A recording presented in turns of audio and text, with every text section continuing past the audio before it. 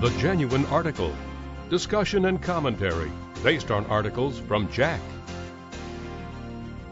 Hello, I'm Tony DeMaria, the editor of JACC, here with another issue of Inside JACC, and I'm talking to Dr. Edward Hulten, who's on the staff of Walter Reed Hospital and who's completed a very nice study about to be published in JACC that deals with the prognostic significance of coronary computed tomography angiography or CTA.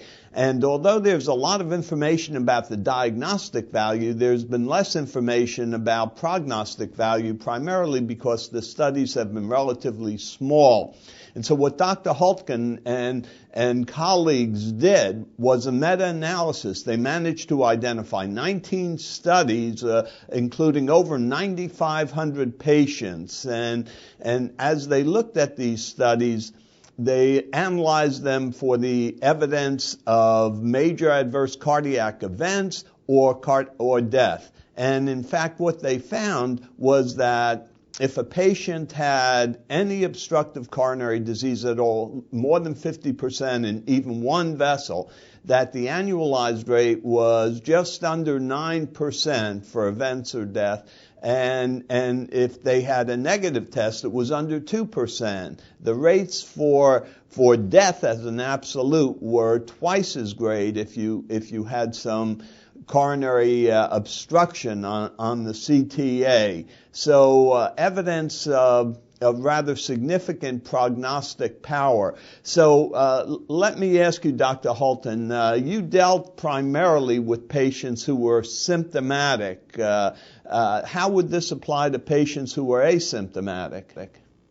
Thank you for having me. That's an excellent question. These studies were all in patients being evaluated for symptomatic angina.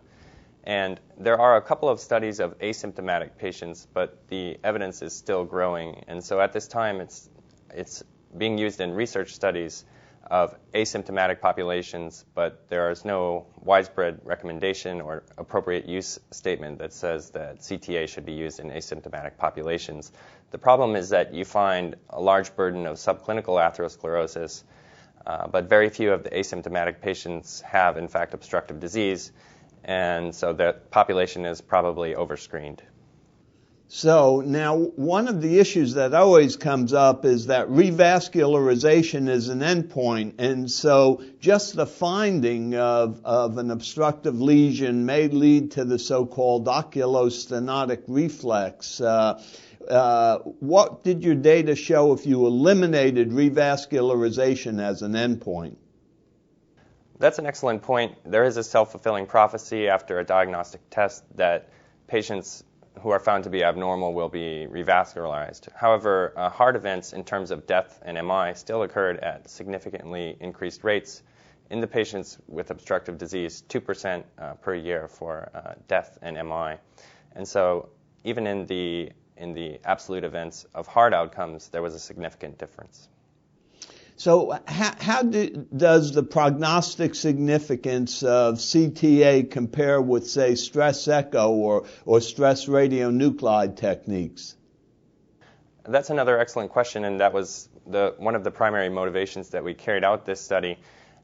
There are a handful of studies that provide comparative clinical outcomes, but there was insufficient data in this meta-analysis to compare amongst modalities. However, what is reported are the summary statistics for stress echo and nuclear stress testing. And in fact, cardiac CT, in terms of prognostic value, is comparable to those tests. But I think it's an area, it's an area that warrants further study. So last question, the data are pretty strong. If you have a negative test, your prognosis is excellent. What do you do with the patient who has a positive test? I think that's a gray area in terms of patients that have mild disease or worse stenosis less than 50%. Certainly most practitioners are aggressively medically managing them, but there's a lack of outcomes data for the management of subclinical atherosclerosis that's detected on imaging studies at this time. So our information about coronary CTA continues to increase. We need data like this to properly place this powerful tool in our diagnostic armamentarium. For Inside JACC, I'm Tony DeMaria.